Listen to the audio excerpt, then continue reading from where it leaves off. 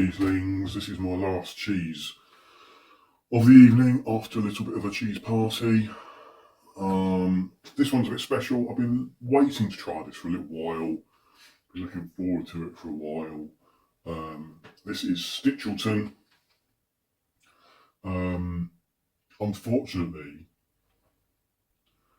I don't have any tasting notes and I didn't do any research, so I'm going to have to add that stuff later on. Annoyingly, my bad, I do apologise. However, Stichelton is kind of an easy cheese to describe, really. It is, I don't know who it's made by, I will find out. Stichelton is made following the standard Stilton recipe. The only real difference being that it's made with unpasteurised milk as opposed to pasteurised milk. So, as far as the description goes, that pretty much sums it up. Not sure who makes it or where. It is made in the UK, but it's not a PDO cheese as far as I'm aware.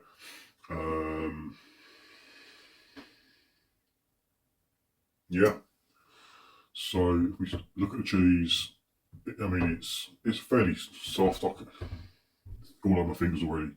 It's soft. I could press my finger into it. I'm not going to because it'll fall apart. It's quite crumbly. It's a soft, crumbly cheese. It's not spreadable, but you could squash it if you stood on it. It's splat. Not you stand on it. The rind is fairly solid, but again soft. It's a bit tacky. It's got the kind of trademark brown exterior. You can see, those of you know what Stilton is, it's a blue cheese. You can see the blue speckling all the way through it.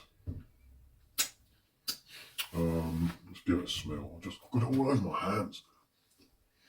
I mean, I can smell it from here. I don't need to put it up against my nose. It smells of blue cheese. It's quite strong, quite pungent. Quite an ammonia flavour, taste actually. Quite an ammonia odour. More so from the rind. It's a bit sharp. The cheese paste is less sharp, still pungent.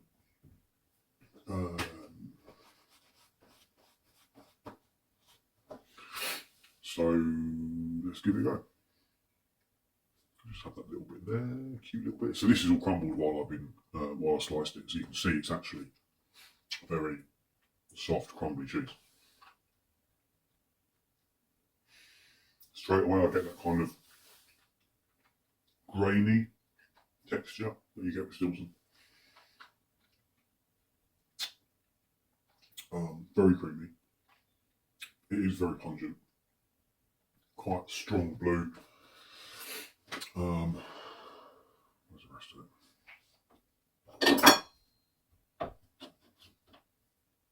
Yeah, I mean, if you don't like blue cheese, don't eat Stilton.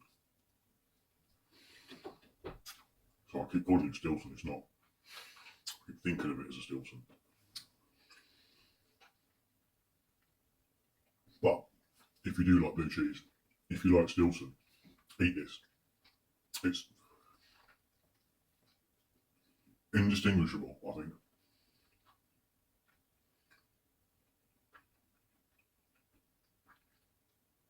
It would be interesting to taste this alongside the Stilton cheese. It's difficult doing a taste comparison via memory. It would be interesting to see what difference the pasteurisation process makes to the cheese.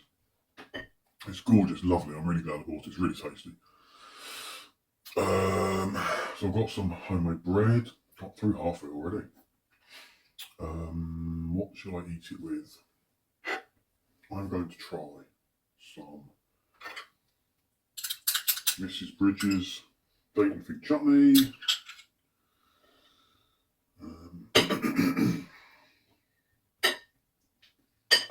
That's that gone. Oops, that's that gone as well. Oh, it's just such a tacky, sticky, messy cheese. There we go. I mean, this is brilliant. Look at that. Beautiful.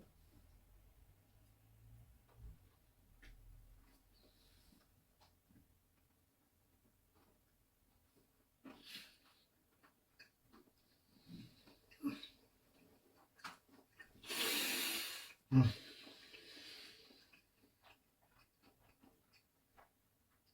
That's the winner.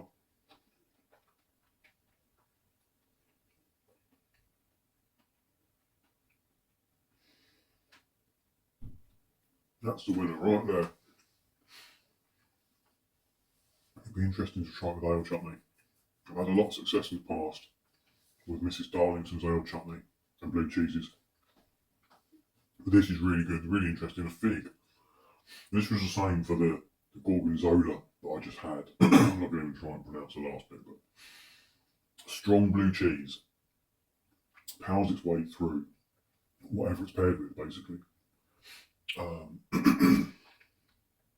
you need a little bit of sweetness to kind of counteract sharpness or the sourness. You also need something fairly unique in flavour and texture, so you can identify it, basically. The date and the fig is a perfect match, perfect pairing, because it adds a little bit of complexity, adds a little bit of interest without killing the cheese.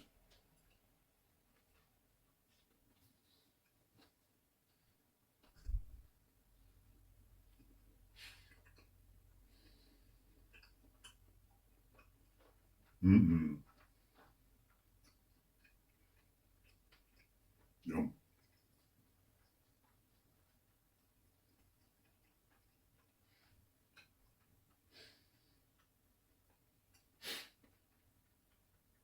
That is damn tasty.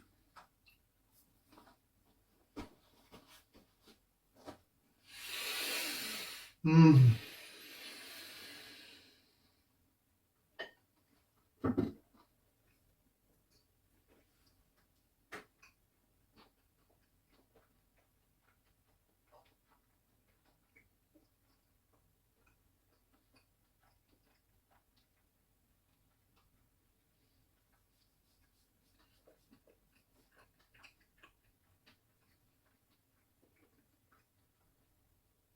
I can't eat any more bread.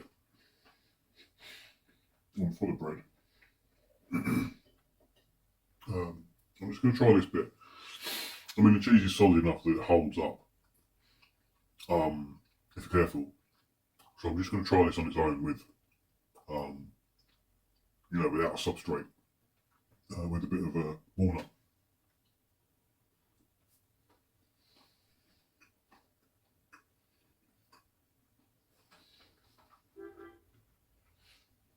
Mm.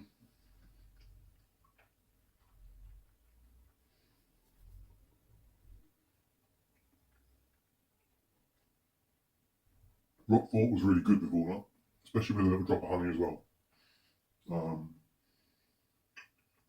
Honey might make a difference,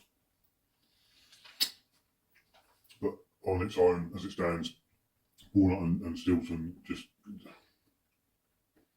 I don't get it. Honey might make a difference.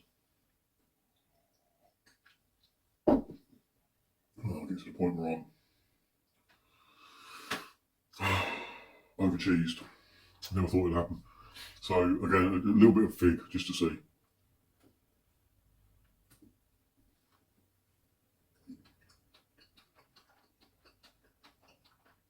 Mm.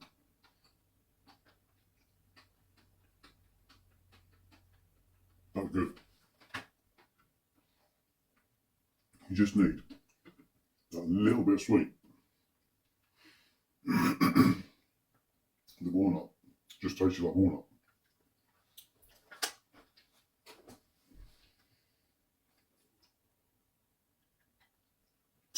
It's stuck in my teeth.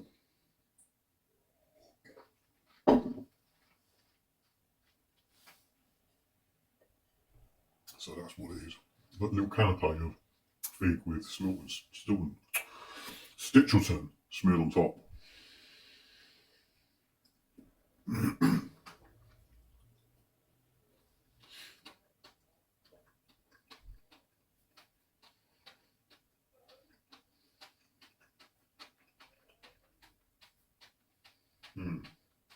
Interesting.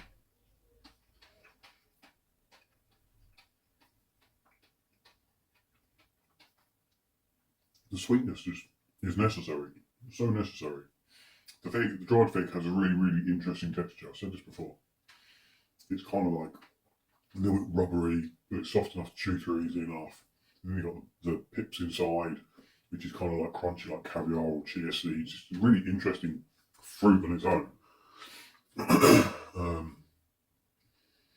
It doesn't overshadow the Stichelton. Complements it really nicely. How am I going to do this? This is going to be a disaster. I think you need something like fig to make this work.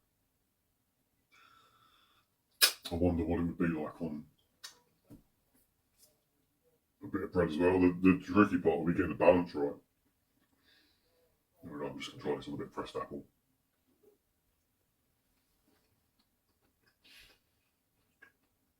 Too much cheese on that one.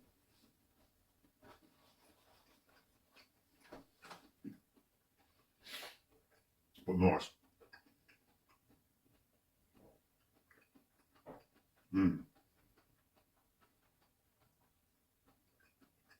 That surprised me.